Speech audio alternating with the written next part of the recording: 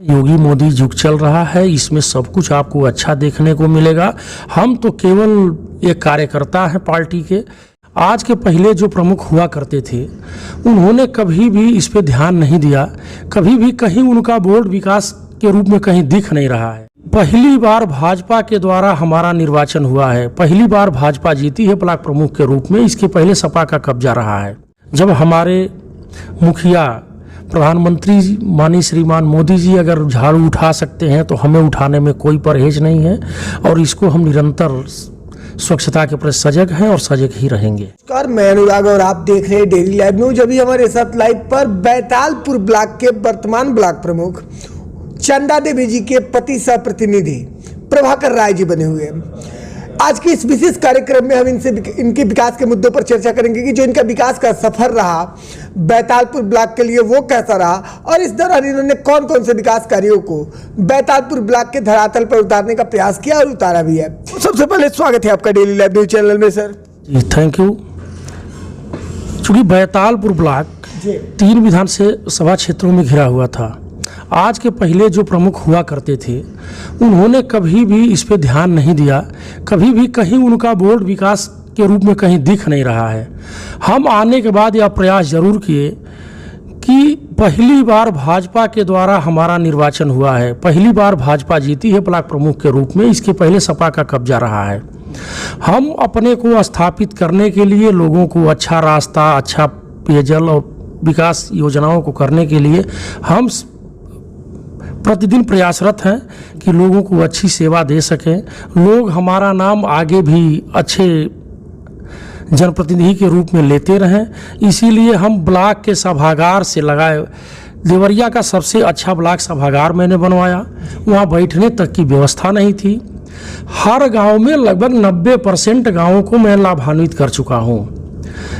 हर गाँव में अच्छी सड़कें, अच्छी व्यवस्था करने का प्रयास कर रहा हूं। जो भी हमसे संभव होगा क्षेत्र की जनता के लिए विकास का काम करता रहूंगा।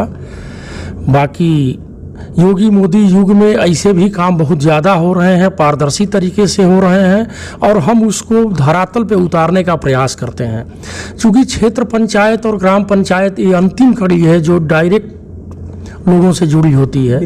इसलिए हम ये चाहते हैं कि यह सरकार का जो भी बजट है जनता के पास सीधा पहुँचे और उसको, जनता को इसका सीधा लाभ मिले, और इस कार्यकाल को स्वर्णिम कार्यकाल के रूप में बैतालपुर में जाना जाए। क्योंकि 22 साल में यहाँ कुछ भी नहीं हुआ था, यह आप लोगों को भी पता होगा।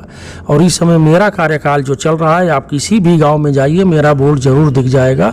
हाँ, 10% गाँव लगभग बाकी हैं, वो भी इस नए वाले वित्तीय वर्ष में उस काम को करा दिया जाएगा। लगभग 22 वर्षों से विकास जो है बैतालपुर के धरातल पर नहीं था, नहीं दिख रहा था। आप किस तरह से विकास कार्य को धरातल पे उतार रहे हैं कि प्रत्यक्ष रूप से बैतालपुर की हर ग्राम सभाओं में और बैतालपुर ब्लॉक में देखने को मिल रहा है, और प्रत्यक्ष रूप से कहीं ना कहीं नजर आ रहा है। सरकार की नीतियां जो इस समय चल रही हैं, योगी मोदी युग चल रहा है, इसमें सब कुछ आपको अच्छा देखने को मिलेगा।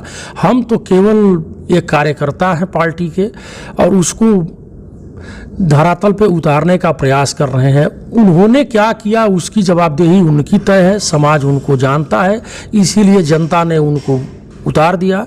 बाकी जो मैं करूंगा वो मेरे सामने आएगा, जो उन्होंने किया वो उनके सामने जा रहा है। लेकिन सर, सबसे बड़ा प्रश्न आप ये आ रहा है कि आज केंद्र सरकार और राज्य सरकार स्वच्छता पर सबसे ज्यादा पहल कर रही है स्वच्छ भारत मिशन के अंतर्गत। तो स्वच्छता की क्या स्थिति आपके ब्लॉक बैतालपुर में?